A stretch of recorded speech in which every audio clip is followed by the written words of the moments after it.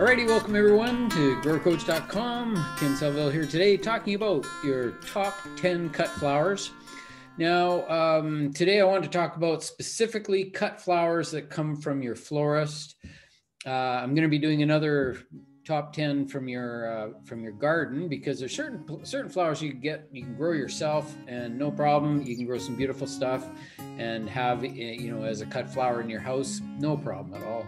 But when it comes to, especially in the winter time for us people who live in the colder climates, we want to go to our local flower shop and make sure that we support them and participate in the purchase of some beautiful flowers and brighten up our rooms and our houses, particularly around Valentine's Day or other special occasions. Pretty much any time is a good time to have some great cut flowers in the house. I'm a big fan. I've got a long history in flower shops. I started back in 1984 when I was working as assistant manager in a flower shop and a nursery, and we spent just hours and hours and hours working behind the scenes, helping all the regular florists, do their thing. I was always an assistant or a background guy, but back in those days, but went on to managing several other flower shops over the years and became a cut flower purchaser, where I used to go to the Dutch auction down in the Vancouver area and purchase cut flowers there for about 5 or 6 years there in a row. And it was a great experience, super fun, amazing to see thousands and thousands and thousands of cut flowers on a regular basis. So with that in mind, there's all kinds of great things about cut flowers, and everybody has their preferences. All I'm going to do today is give you some that I think are good. The key important things when it comes to cut flowers, I find, is just general performance, really, ultimately. So how long are they going to last? So what I want to do is make sure that I throw some cuts up here that you're going to be possibly successful with, that are going to last. Now, when you're buying your cuts, you're hopefully getting some nice fresh cut flowers that are still just sort of opening up. You don't want them to be completely closed, and you don't want them to be fully open. You just want them to be just opening up, and that seems to be the sweet spot there. If you find they're a little bit tight, you can just use a little bit of hot water. You always make a fresh cut on the bottom of your cut flowers when you're sticking them in vases, if you're assuming that it's not pre-arranged. Like a pre-arranged arrangement is really nice to get to. I still recommend, I'll phone the flower shop and I'll say, hey, this is great. Yeah, I want to get an arrangement. I want to spend X amount of money. I would say that whatever you want to spend on a floral arrangement, I tend to almost like double that amount, just as a suggestion, because if you want something really nice, like if it's really special and it really, really means something, and you want something that's going to really, you want it to be good. So the thing is that sort of $200 sort of range is sort of where you want to be to produce a really nice floral arrangement. When it comes to cut flowers, you can make a beautiful arrangement by just getting a nice big bundle of cuts. So again, with the with the selection, like today, I'll put these ones on the screen here, and I'm going to get you some pictures as well that'll pop up. And what these will do is give you ones that are literally guaranteed to be good. The whole concept again is that I would take this list and I would phone the florist and say, hey, these are some cuts I would like to see in my arrangement. You have arrangements that range from X to X. Well, I want to make sure that I've got this and this and this and this and this. The colors are really, up to the designer. They'll pick the colors that work. You might have a special combination of colors that you really like. So obviously you would request that. So that's all great. So let's just get right at it, and I'll beetle through these as quickly as I can for you today. And the first one up is carnations. This is number 10 on our list. And carnations are an old-fashioned cut flower, but they're always nice and fragrant. They're available throughout the year, no problem at all. They come in just a wide variety of colors and just different patterns and combinations of colors. Really, really great cut flower, and super fragrant and super long lasting.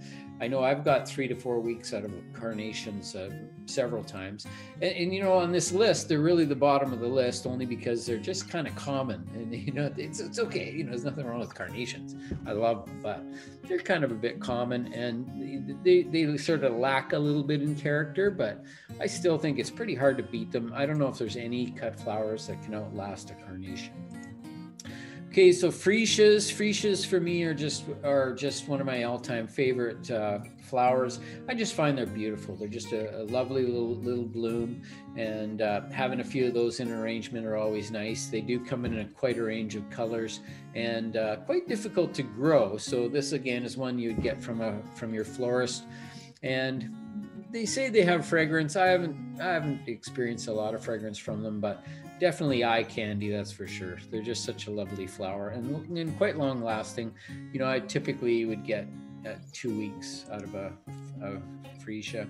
So snapdragons are just one of the best, I find, because they last so long. They just start blooming and they just go and go and go and go. And they're just one of my all-time favorites. They not so much for fragrance, but really just for the beauty and the look. Wide spectrum of bicolors, single colors, just masses of different colors, solid colors. It's a really great cut flower.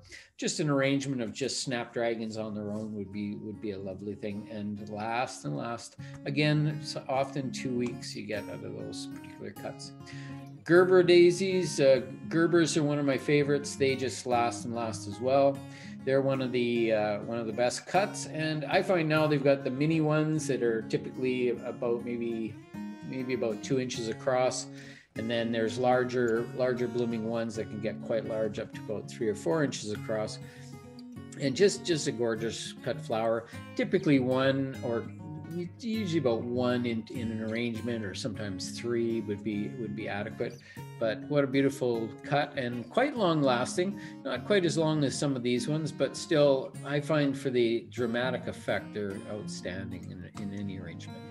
So hydrangeas, well, you know, hydrangeas are just incredible, and there's such a selection available now, and you know, they come on a nice long stem, big blooms. So again, not for the small arrangements, but you know, when you need to have some impact, they're definitely a good one, and quite long lasting.